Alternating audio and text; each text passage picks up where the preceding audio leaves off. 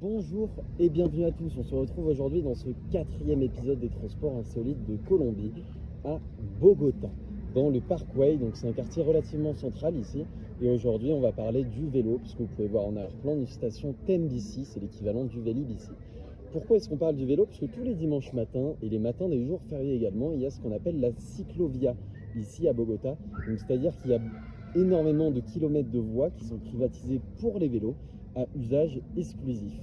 Et derrière moi, vous pouvez voir qu'il y a une installation qui permet d'apprendre le vélo de manière gratuite et partagée par la mairie de Bogota directement.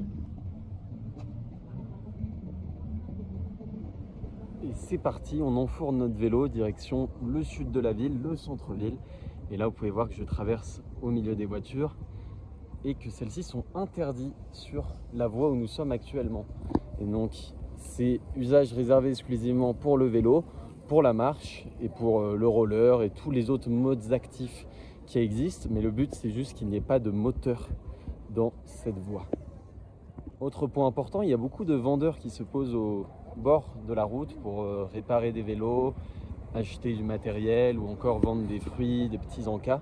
C'est vraiment un écosystème et une économie parallèle qui se crée tous les dimanches matins et les matins de jours fériés de 7h à 14h. Donc c'est vraiment une plage horaire étendue pour permettre à tout le monde de tout âge de pouvoir participer sur cette voie réservée.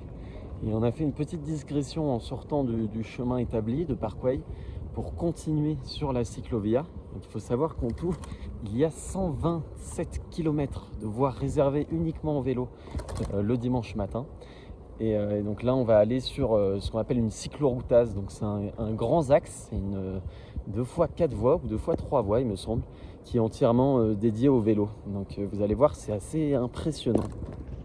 Et voilà, on se retrouve au-dessus de l'avenue Eldorado. Donc c'est la cahier 26, c'est la rue qui va directement à l'aéroport. Et on peut voir que c'est une 2x4 voies avec au milieu des voies exclusives pour le bus. Donc sur la voie de droite, elle est exclusivement réservée aux modes actifs, ce qu'on raconte depuis le début de cette vidéo. Alors qu'à gauche, dans le sens pour aller à l'aéroport, elle est encore destinée à l'usage de la voiture. Et donc on peut voir que ce grand combat-là a eu lieu dès les années 70 et c'est en 1974 qu'a eu lieu la première cyclovia à Bogota et en Colombie. Et elle a été instaurée par un décret municipal à partir de 1976. Donc voilà, ça nous offre aujourd'hui des centaines de kilomètres de pistes cyclables.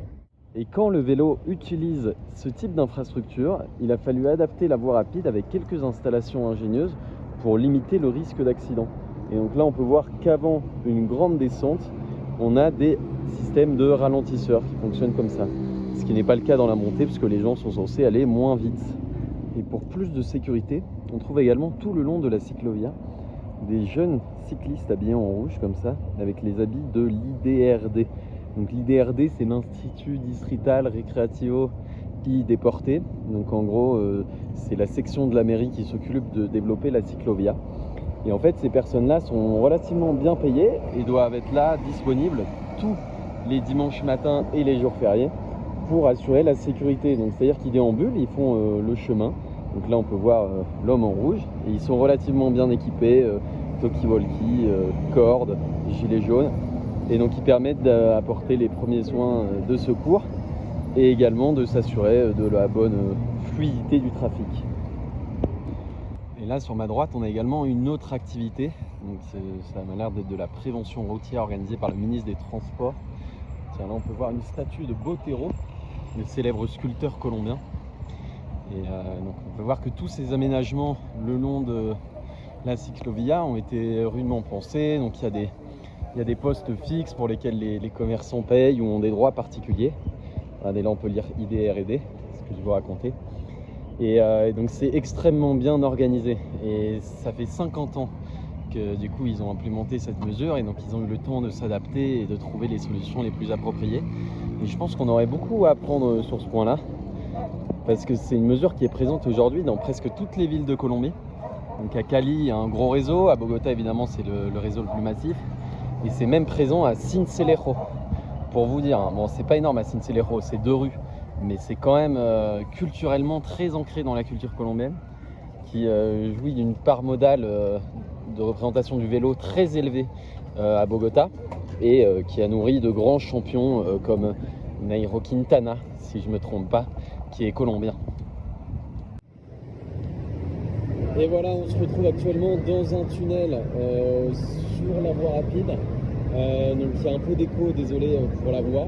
Si on peut quand même essayer de trouver un point négatif à cette cyclovia, je dirais que c'est l'état des routes. Alors effectivement, c'est un peu indépendant de la cyclovia en tant que telle, mais en fait c'est un problème assez endémique ici qui subsiste depuis quelques temps, avec du coup plein de nids de poules, notamment sur les grands axes, mais aussi sur les petites routes. Et en fait ça abîme énormément les véhicules, donc sur les motos, les taxis. Où là les bus, vous avez vu le bus passer derrière moi, en fait quand ils ont implémenté les bus à Bogota, ils étaient trop lourds. Il faut savoir qu'un bus comme ça pèse 34 tonnes il me semble. Et en fait ça a déformé complètement la chaussée. Et donc ce qu'ils ont dû faire c'est tout refaire au fur et à mesure. Donc voilà, il y a un gros budget infrastructure prévu et déjà réalisé, mais il y a encore des améliorations à faire. Donc voilà, on va suivre ça attentivement. Et voilà, pour clôturer cette vidéo, on se retrouve actuellement sur la Carrera 7, donc la Septima, donc c'est la 7e avenue qui fait nord-sud. C'est un petit peu l'artère centrale de ce centre-ville. Et donc là, vous pouvez voir qu'il y a énormément du coup de vendeurs informels, de gens qui se baladent, qui se croisent, qui s'entrecroisent, de marchés aux puces avec beaucoup de maillots de foot vendus à même le sol. La légende dirait même que c'est là que je me suis procuré ma grande collection. Et voilà, donc je profite de la fin de cette vidéo pour vous montrer un petit peu à quoi ressemble le centre de Bogota un dimanche. Et je vous souhaite une excellente fin de journée. Et vous dis à bientôt sur cette chaîne pour le 5e épisode des Transports Insolites de Colombie, en traitant du transport en commun, donc l'énorme bus qu'on a vu tout à l'heure. Nous allons faire une vidéo complète dessus.